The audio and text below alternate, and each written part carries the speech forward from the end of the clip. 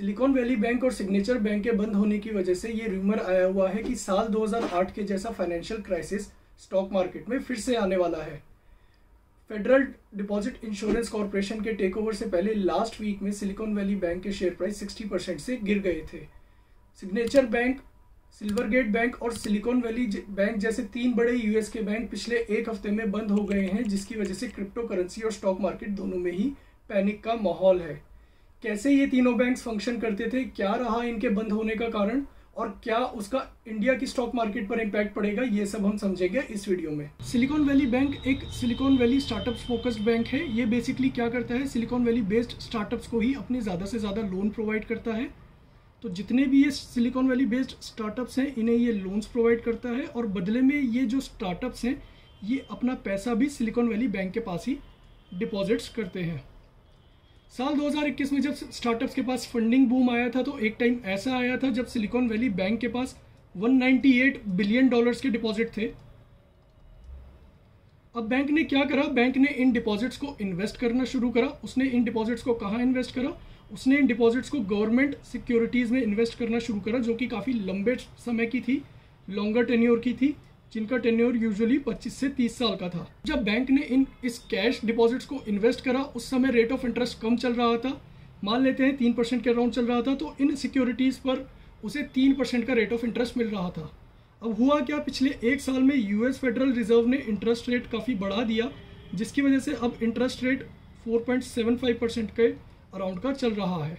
जब interest rate market में बढ़ गया तो उन सिक्योरिटीज़ की वैल्यू गिर गई जिन पे बैंक को कम रेट ऑफ इंटरेस्ट मिल रहा था। तो इन सिक्योरिटीज़ की वैल्यू क्या हुआ, मार्केट में गिरने लग गई। आप यहाँ पर कंपनी की बैलेंस शीट में देख सकते हैं कि 91,000 मिलियन डॉलर्स की सिक्योरिटीज़ की फेयर वैल्यू केवल 76,000 मिलियन डॉलर्स रह गई, जिसकी वजह से बैंक को इन पर 15,000 मिलियन डॉलर्स का अनरियलाइज्ड लॉस हो गया। ये लॉस अनरियलाइज्ड इसीलिए था क्योंकि बैंक ने अभी तक इन सिक्योरिटीज़ को सेल नहीं करा था। ये हेल्ड टू मैच्योरिटी सिक्योरिटीज़ थी, मतलब कि बैंक इन्हें मैच्योरिटीज़ तक अपने पास रखने वाला था और मैच्योरिटी आने पर इन सिक्योरिटीज़ को गवर्नमेंट को वापस करके 91,000 मिलियन डॉलर्स अपने उससे ले लेता। बट इवेंचुअली क्या हुआ, जब रेट ऑफ इंटरेस्ट बढ़ने लगे तो इन स्टार्टअप्स को फंडिंग मिलना बंद हो गया। मार्केट में वॉलेटिलिटी की वजह से भी इन स्टार्टअप्स को फंडिंग मिलना पिछले एक साल में बंद हो गई। इतने ज़्यादा हायर रेट ऑफ इंटरेस्ट पर इन्होंने लोन लेना सही नहीं समझा, तो इन्होंने क्या करा, इन्होंने जो अपने डिपॉजिट्स रखे हुए थे सिलिकॉन वैली बैंक के पास, उन्हें यूज़ करना शुरू करा डे टू डे पर्पज़ के लिए। तो इन्होंने इन डिपॉजिट्स को विड्रॉ करना शुरू करा और इन्हें यूज़ करना शुरू करा डे टू डे पर्पसेस के लिए। एक टाइम ऐसा आया कि जब बैंक के पास कैश ही नहीं बचा था इन डिपॉजिटर्स को उनका पैसा वापस करने के लिए। उस समय पे बैंक को क्या करना पड़ा, बैंक को अपनी ये सिक्योरिटीज़ लॉस पर सेल करनी पड़ी। सो बैंक ने लगभग 21 बिलियन डॉलर की सिक्योरिटीज़ को बेचा 1.8 बिलियन डॉलर के लॉस पे। जब बैंक को इतनी हैवी अमाउंट का लॉस हुआ तो उसकी शेयर कैपिटल ख़त्म होने लगी। शेयर कैपिटल इरोजन से बचाने के लिए बैंक ने शेयर कैपिटल रेज करने की कोशिश करी, but bank share capital raise नहीं कर पाया। इस वजह से ये बैंक फेल हो गया।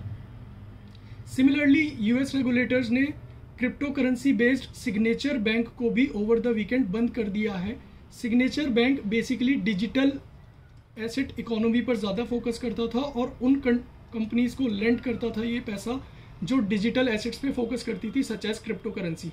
क्योंकि क्रिप्टो करेंसी मार्केट में भी पिछले एक साल से काफ़ी अच्छा डाउनटर्न आया हुआ है, देन मार्केट वोलेटिलिटी चल रही है, देन ऑलरेडी सिल्वरगेट और सिलिकॉन वैली बैंक के बंद होने की वजह से इसके डिपॉजिटर्स भी पैनिक करने लग गए और उन्होंने बैंक से पैसा विड्रॉ करना शुरू कर दिया, जिसकी वजह से रेगुलेटर्स को सिग्नेचर बैंक को बंद करना पड़ा।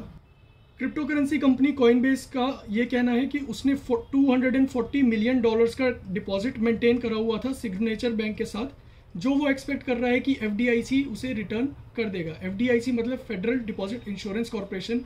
ये इंडिया की इंश्योरेंस कॉर्पोरेशन की तरह है और ये गारंटी लेता है कि कल को अगर बैंक फेल हो जाता है तो ये $250,000 तक के डिपॉजिट का अमाउंट हर डिपॉजिटर का वापस करेगा, उससे ज़्यादा की ये गारंटी नहीं लेता। बट क्योंकि यूएस में बैंकिंग क्राइसिस आया हुआ है और पिछले एक हफ्ते में 3 बैंक बंद हो गए हैं, तो बाइडेन एडमिनिस्ट्रेशन ने ये बोला है कि एफडीआईसी हर डिपॉजिटर का पूरा पैसा वापस करेगा चाहे वो $250,000 से ज़्यादा ही क्यों ना हो। अब बात करते हैं इसका इंडिया के स्टॉक मार्केट पर क्या इम्पैक्ट पड़ेगा। बेसिकली अभी फॉरेन पोर्टफोलियो इन्वेस्टर्स और फॉरेन इन्वेस्टर्स में काफ़ी पैनिक आया हुआ है, क्योंकि पिछले एक हफ्ते में 3 बैंक बंद हो गए हैं, जिसकी वजह से ये लोग अपना पैसा स्टॉक मार्केट से और फाइनेंशियल सेक्टर से विड्रॉ कर रहे हैं, जिसकी वजह से स्टॉक मार्केट पिछले कुछ दिनों से लगातार गिर रहा है। बेसिकली ये लोग अभी सेफ हेवन एसेट्स यानी कि गोल्ड और गवर्नमेंट सिक्योरिटीज़ में इन्वेस्ट कर रहे हैं, जहाँ पर सोवरेन गारंटी होती है कि आपका पैसा डूबेगा नहीं। ये एक शॉर्ट टर्म पैनिक है, जिसकी वजह से एक अच्छी अपॉर्चुनिटी खड़ी हुई है स्टॉक मार्केट में अपने शेयर्स में इन्वेस्ट करने के लिए। तो जो भी आपके पोर्टफोलियो में शेयर्स हैं जिन्हें आप खरीदना चाहते हैं, जिनमें और एडिशनल इन्वेस्ट करना चाहते हैं, आप उन्हें डिप्स पर खरीद सकते हैं। इंडिया की ग्रोथ स्टोरी लॉन्ग टर्म के लिए इंटैक्ट है और इंडिया का स्टॉक मार्केट अगले 5 से 10 सालों में आपको अच्छा रिटर्न देकर जाएगा। तो आप इन स्टॉक्स में इन्वेस्ट करते रहिए जो भी आपको इन स्टॉक समझ आते हैं। सो ये था हमारा एनालिसिस सिलिकॉन वैली बैंक के फॉल के बारे में और उसका स्टॉक मार्केट पर क्या इम्पैक्ट पड़ेगा। In my opinion long term में स्टॉक मार्केट इंटैक्ट रहने वाला है और आपको पॉजिटिव रिटर्न्स देकर जाने वाला है। तो इस फॉल का, इस डिप का फ़ायदा उठाइए और अपने स्टॉक्स में और इन्वेस्ट कीजिए इस डिप्स पे, ताकि आपका पोर्टफोलियो और ज़्यादा स्ट्रॉन्ग बन पाए।